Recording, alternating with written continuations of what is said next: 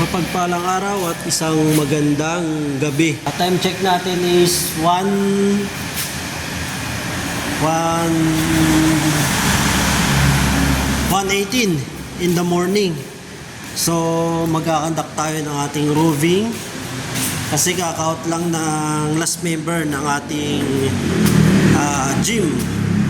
So let's go upstairs at tignan natin kung ano pa yung pwedeng makita natin doon, kung may mga naiwan bang gamit or nagpatay ba sila ng lights. So anyway,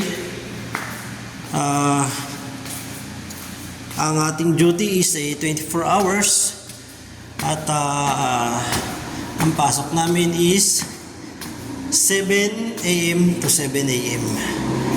So mga 6:30, 6:40, andito naman na yung ating kapalitan ng ating body. Anyway, medyo mataas talaga tong stairs natin papunta doon, kaya nihingal tayo. At ito, at dito na tayo at i-check natin.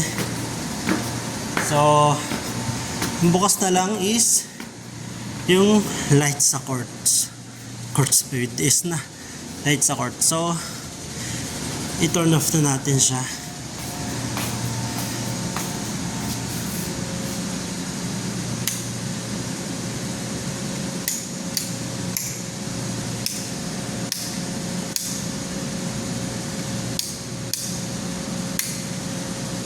So ayun mga bro, at turn up na natin. So baba na tayo at tayo hiningal, and then after this we're gonna take some rest, and then i-continue natin yung roving natin after natin makapag-take ng rest.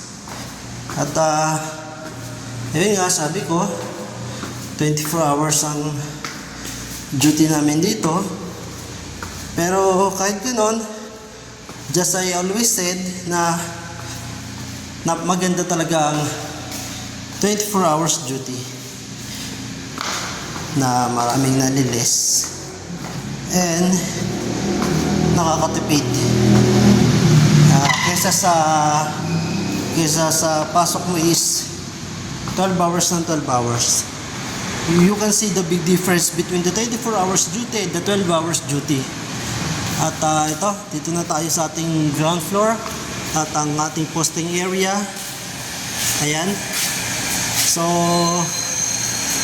I think end na natin dito muna, and then update ko na lang ulit kayo para mamaya sa ating roving after natin mag-rest.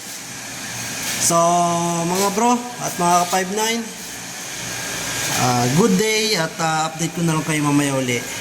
Time check is 1:21 in the morning, February 27. Mga bro, good day at mapagpalang araw sa inyong lahat. Time check muna tayo. It's already 5:11 in the morning, February 27, 2025. So kanina wait lang, at kandak na tayo ng roving natin at check natin yung temperature ng ating cold storage. So anyway, kanina nakapagkandak na tayo ng ating pag-check sa cold storage mga 4 AM kasi may biyahe ang ating isang truck, biyahe ng Pangasinan, at di ko lang na-videoan yung pagkandak natin ng roving kasi minonitor din natin yung mga nag-aarga ng mga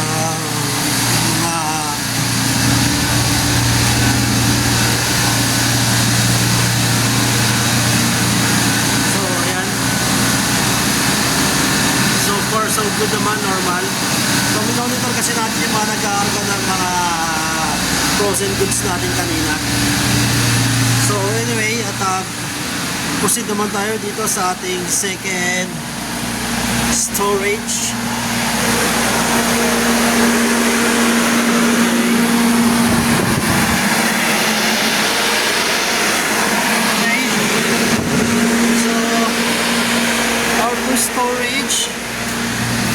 not functioning. Naka-off sila kasi walang laman. At I think baka mamaya may biyahe ang aming dalawang truck. Baka mag-pick up sila na laman kung tawagin, para malagyan yung dalawang empty na container natin na ginagawa nila storage. So ayun, at ito na yung ating last roving for the day. Ayan.